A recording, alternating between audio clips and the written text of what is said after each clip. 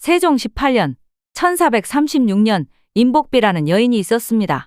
이 여인은 현감의 딸로서 집안도 좋은 데다 부유하고 얼굴까지 예뻐서 주변의 애정과 관심 속에 하루하루 행복하게 잘 살았습니다. 그런데 그런 행복은 아버지와 어머니가 갑자기 세상을 떠나게 되면서 모든 상황이 한순간에 바뀌었습니다. 상중이던 어느 날이었습니다. 아버지의 첩이었던 소근과 소근의 아들이자 복비의 이복오빠인 어연이 찾아왔습니다. 그리고 이들은 복비에게 자신들과 함께 살자고 제안을 했습니다.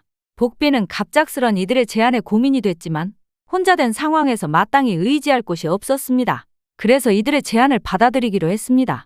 하지만 이들이 갑자기 이렇게 나온 데에는 흑심이 있었는데 그건 이복오빠인 어연이 평소에 복비를 마음에 두고 있었기 때문이었습니다.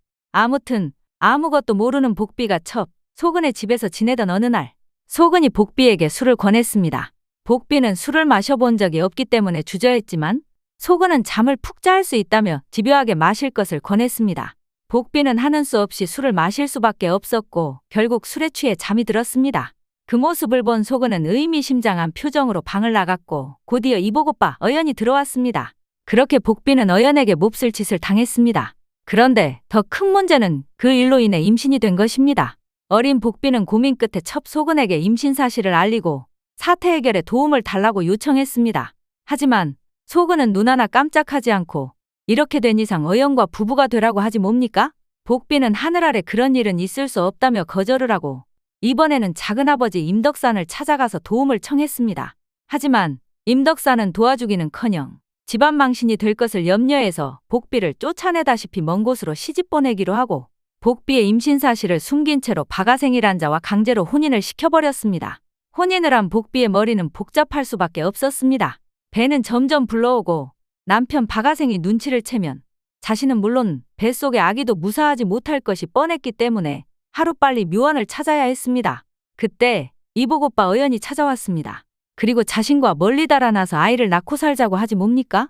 복비는 고민 끝에 천륜을 거스르는 짓이지만 뱃속의 아이를 위해선 어연을 따라 나서는 것이 최선이라고 생각해서 어연과 야반도주를 했습니다. 하지만 신랑 바가생이 가만히 있을 리 만무했습니다.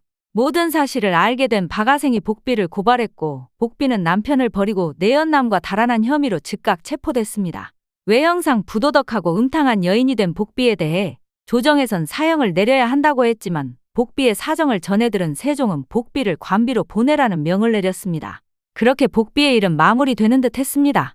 하지만 형조판서가 끝까지 사형을 시켜야 한다고 주장을 하자 세종은 하는 수 없이 형조판서의 의견대로 하기로 합니다. 그렇게 해서 임복비는 교수형에, 아버지의 첩, 소근도 교수형에, 복비에게 몹쓸 짓을 한 이복오빠 어연은 차명에 처해졌습니다. 그리고 복비가 임신한 줄 알면서도 혼인을 시킨 임덕산은 평생을 변방에서 군인으로 살게 했습니다.